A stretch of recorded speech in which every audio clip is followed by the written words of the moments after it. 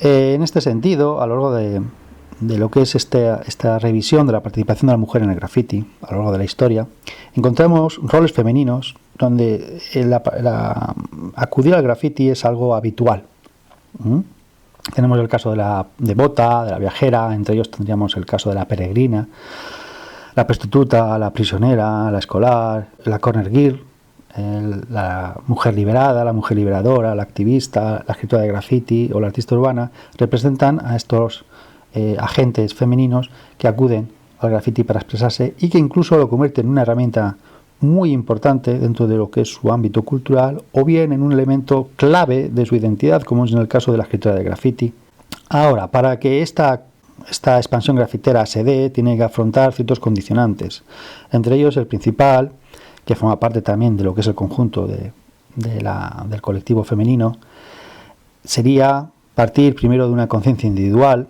que te facilita tener una conciencia de tu capacidad de acción, de cuáles son tus límites permitidos para actuar y tu capacidad de vencerlos o de transgredirlos o de ampliarlos o ensancharlos dentro de lo que es el juego de escabullirte las normas o de ver las lagunas que existen para tú poderte expresar e ir conquistando más espacio expresivo. Esto también se correlaciona con la autonomía de movimientos. La mujer va a aumentar en su capacidad, en sus libertades, tanto en el contexto doméstico o en el contexto público, a colación también de los avances que va a haber en lo que es medios de transporte, etcétera, pero también entendiéndolo como una liberación de la tutela masculina, que va a permitir que ella también tome la iniciativa a la hora de desplazarse por el mundo. Con esto también tenemos que tener en cuenta que la desinhibición moral puede ayudar también a esa desinhibición expresiva que permite que uno piense en grafitear en ciertas circunstancias. Y por otro lado, la vulgarización y democratización de la escritura conlleva, por tanto, una vulgarización y democratización del graffiti. Todo ello, en conjunto, va a ayudar a que se formalice una nueva territorialidad de la mujer dentro del ámbito doméstico, dentro de los ámbitos femeninos, pero también fuera del ámbito doméstico y fuera de los ámbitos femeninos. Por otro lado, he señalado aquí como unos condicionantes secundarios, pero que no son fundamentales para que se produzca esta eclosión también del graffiti femenino en tiempos modernos, como son los accesos a los medios de expresión o la instrucción técnica. En todo caso, vemos que hay que la expansión de la cultura femenina conlleva también su mayor presencia en la actividad grafitera.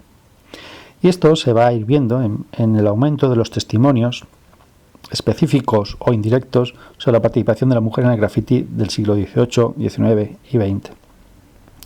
En el caso del siglo XVIII nos encontramos con una serie de misceláneas, de recopilaciones de graffiti de la época realizadas en Londres, firmadas por un tal Urlo Trumbo, que es un seudónimo que utiliza el editor de estos libros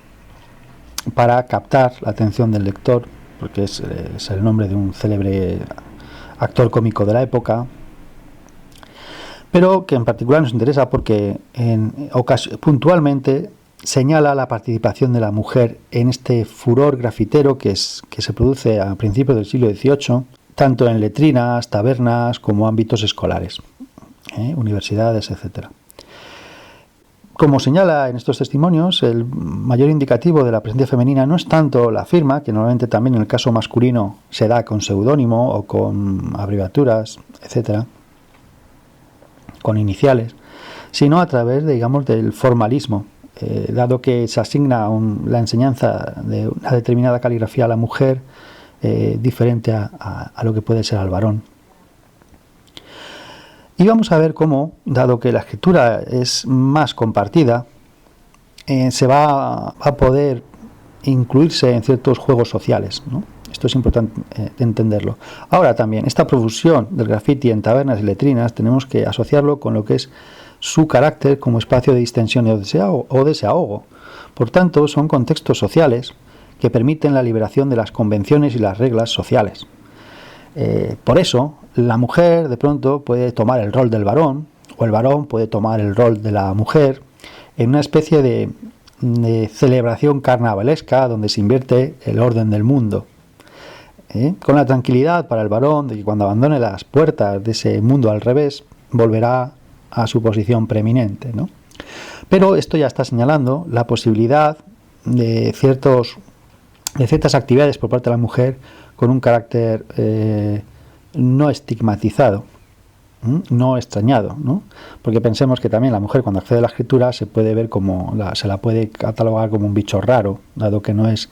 la pauta general dentro de su sexo, ¿no? Dentro de estos contextos tabernarios y de este furor del graffiti que se da en esa época, que va a estar reflejado también por fuentes indirectas en lo que es la literatura, una literatura que se abre a describir la realidad social del momento, que empieza a representar anécdotas culturales, que nos van a permitir entender un poco también la transformación social que se produce. Nos interesa estos testimonios literarios porque van a incidir también en esa esfera marginal, donde la mujer, precisamente por estar marginada, va a poder conseguir ciertos márgenes de maniobra o de libertad que no podría tener en lo que es la centralidad cultural o en el ámbito de las clases altas. Entendemos, por tanto, que la aventurera o la pícara, que tiene también su formación cultural, que ya sabe escribir, también por necesidades, ¿no?, para poder defenderse en la vida, va a ser un protagonista básico en esta apropiación, vamos a llamarla apropiación, de la práctica grafitera, dado que es preeminentemente masculino, como podemos observar en las misceláneas de Urlo Trumbo. Ahora también vemos que en estos casos el personaje de Moll Flanders, de Daniel Defoe, o el personaje histórico de Henriette, presente en la autobiografía de Casanova, se sirven del graffiti, un graffiti propio de la época, que necesita cierto estilo,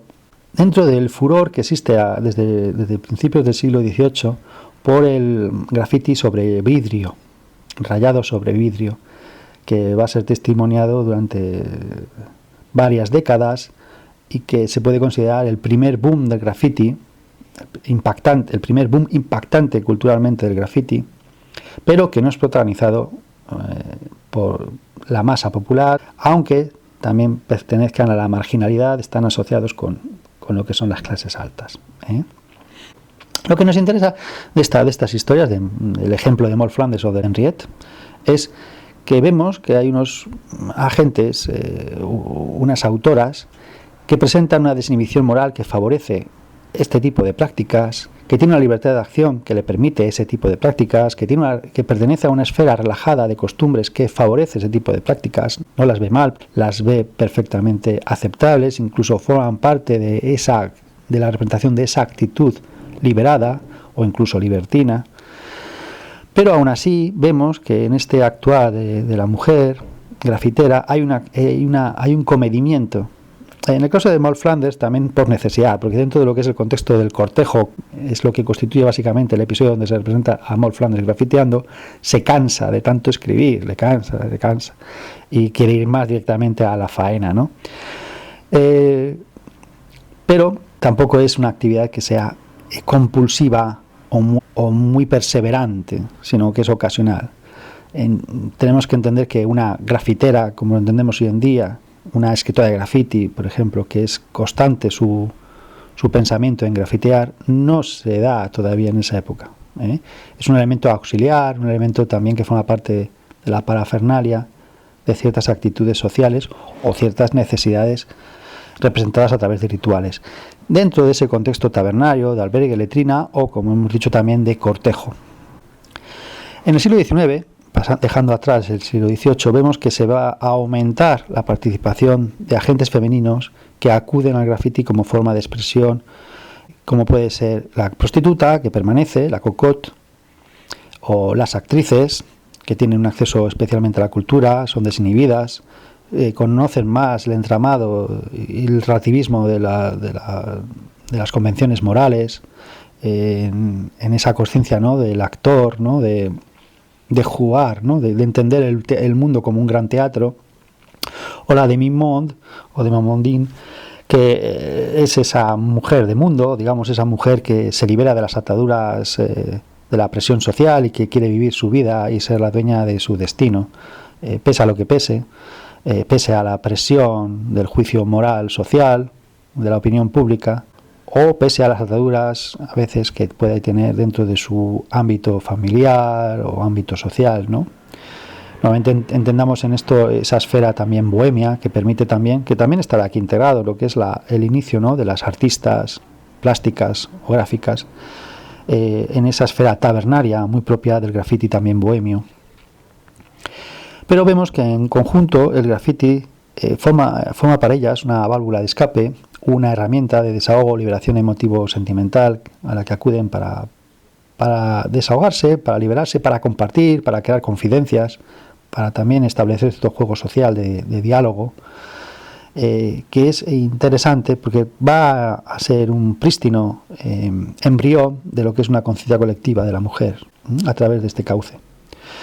Y sirve también como un elemento de autoafirmación y marcaje del escenario, de escenarios propios, como el tabernario, donde ella también va a reivindicar su presencia protagonista, o nuevos escenarios que conquiste. Y eso va a ser importante a la hora de la presencia de la mujer en el graffiti público, del espacio público, de la calle, no tanto de espacios recoletos, como puede ser el camerino, como puede ser la taberna, como puede ser el prostíbulo. Y aparte, cuando alguien acude a la escritura, al graffiti cualificado, incluso al básico, vemos que se está intentando reafirmar su dignidad humana y su entidad social. Entendamos que si la mujer por fin accede a la escritura, a poder leer y escribir, se está intentando igualar a la figura del hombre, del varón, que tiene todos los derechos reconocidos como actor social, y por tanto va a reivindicar ese derecho a ser un actor social activo. Entendamos también lo importante que fue en esa época, en el siglo XIX, la vinculación estrecha entre el movimiento abolicionista y el movimiento sufragista, entendiendo que ambos colectivos, el mundo de los esclavos o el mundo de la mujer, tenían que luchar conjuntamente contra un sistema de dominación. Y por tanto, si el esclavo estaba privado del derecho a escribir o el derecho a saber leer, y la mujer igualmente en esas mismas circunstancias, el acceso a la cultura representaba la reivindicación de una igualdad de facto como seres humanos. Esto también es importante como mecanismo psicológico, por ejemplo, en el contexto carcelario, donde acudir a la escritura o al dibujo es una forma de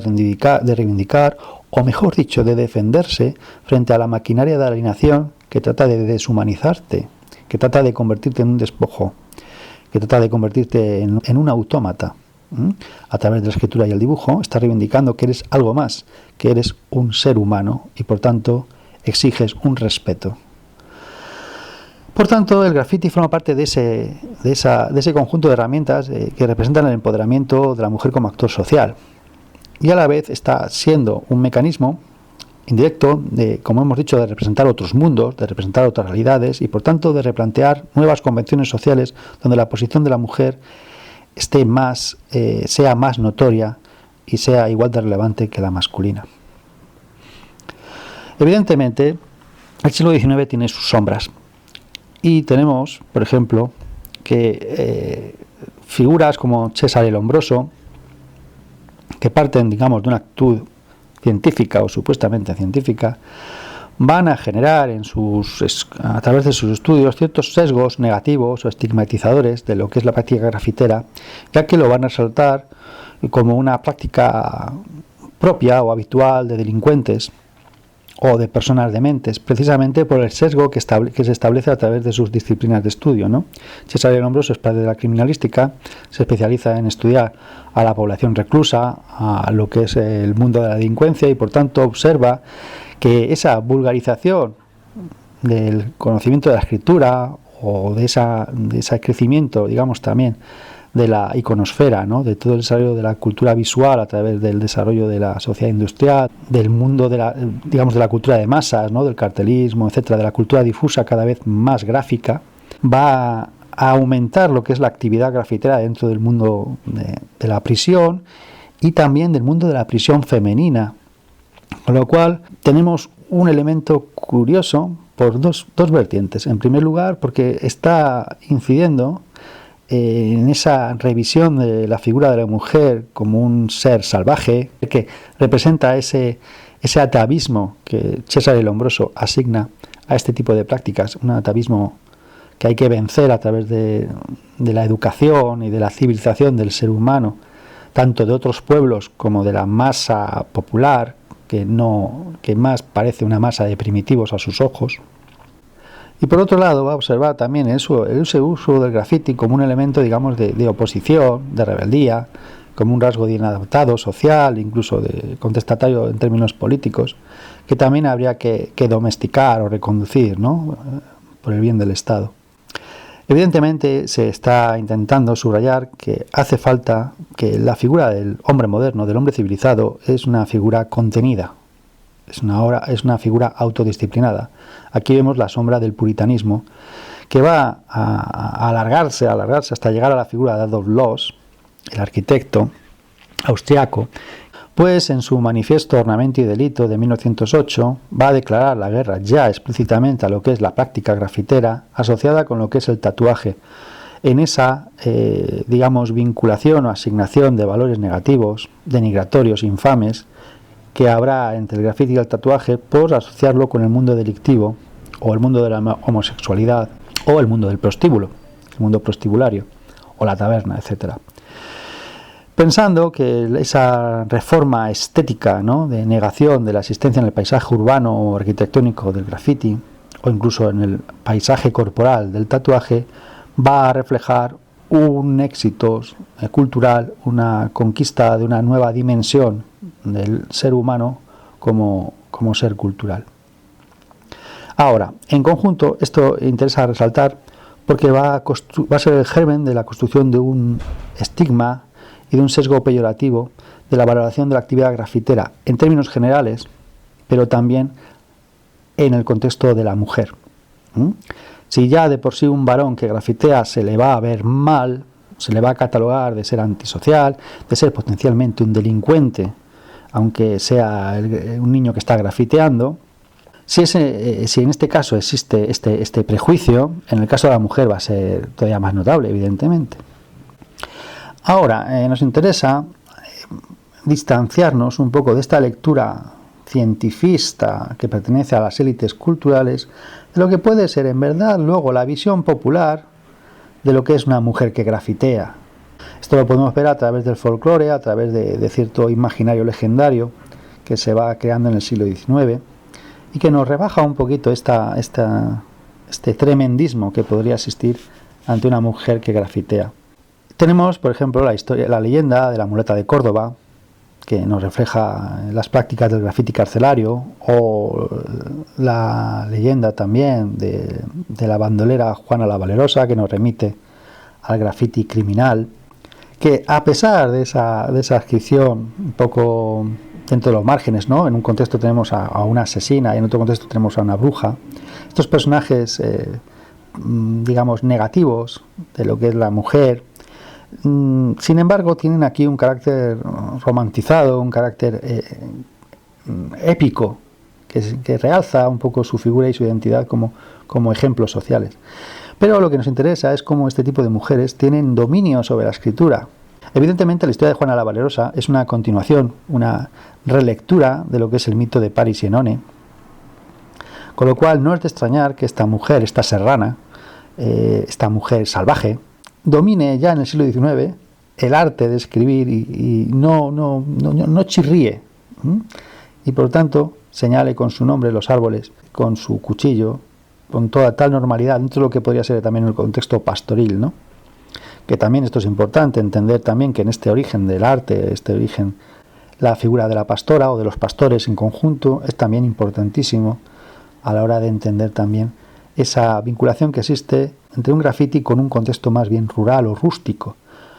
Por lo general entendemos el grafiti como una manifestación netamente urbana, y esto puede entenderse así en ciertos segmentos históricos, pero ese grafiti, digamos, básico o no cualificado, tiene un origen más bien rural, pastoril, silvestre, que nos vincula ya con el arte paleolítico en conjunto, en una línea de continuidad, pasando por el neolítico, etc. Pero en el caso de la muleta de Córdoba, vemos cómo también se resalta esa capacidad de la mujer por redibujar, proyectar sus fantasías, redibujar el mundo, abrir puertas al exterior, romper muros, poder evadirse, huir o crear nuevas realidades, ¿no? Ese poder creador que tiene la bruja que a veces también dentro de lo creador, como también lo refleja la historia de Juana la Valerosa, todo potencial creativo tiene también su lado oscuro, y esto se representa muy claramente en ciertos motivos femeninos, como puede ser la diosa Kali, ¿no? Donde ese furor constructivo se puede invertir y convertirse en una fuerza altamente destructiva. Y este tipo de historias suele incidir en ese asunto. Pero en todo caso vemos cómo se mantiene en estas dos historias el uso del graffiti para representar lo deseado o para reivindicar la identidad propia, ¿no? El amor propio. En fin, entendemos, por tanto, que en el siglo XIX ya se van y sobre todo a principios del XX, ya se va a asentar cierto conjunto de prejuicios que van a consolidar una visión negativa del graffiti y sobre todo quieren justificar la represión y eliminación del graffiti del paisaje urbano. Esto también, claro, va a fortalecer su marginación y va a fortalecer su empleo por parte de aquellos colectivos que sean marginados o reprimidos oficialmente y que no puedan tener un acceso en la misma igualdad de oportunidades que los varones privilegiados. Y por tanto, el graffiti se va a caracterizar como una herramienta sobre todo de lucha o bien como una válvula de escape furtiva que permita cierto desahogo ante la presión social. Y estos prejuicios van a incidir en un proceso de inculturación que va a intentar extrañar,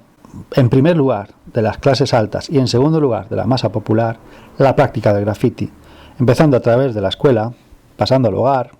e intentando implicar a toda la urbe en su conjunto. Evidentemente, tengamos presente en este comentario a la mujer y al varón o a las clases populares o cualquier otro colectivo marginado. Acudir al graffiti representa un signo de alarma para el poder, puesto que el graffiti es un medio de expresión espontáneo, descontrolado, que despierta los temores ante una posible revolución. Y por otra parte, a través de esta privación de lo que es la herramienta del graffiti, se va a incidir en un expolio cultural que busca castrar o reducir la capacidad de acción de las masas populares. Y a partir también de sus mecanismos de absorción, de integración en otros discursos, como puede ser mínimamente el discurso artístico, lo que se trata de incidir es en el control de ese volumen o ese tono de esos contenidos que puede integrar ese graffiti de oposición. Si no se controla, se va a intentar silenciar. Un poco ese es el juego, o dosificar o silenciar, etcétera, etcétera. Y luego, evidentemente, se va a intentar, por otro tipo de mecanismos, persuasivos o desviantes, lo que es la demanda del graffiti como medio.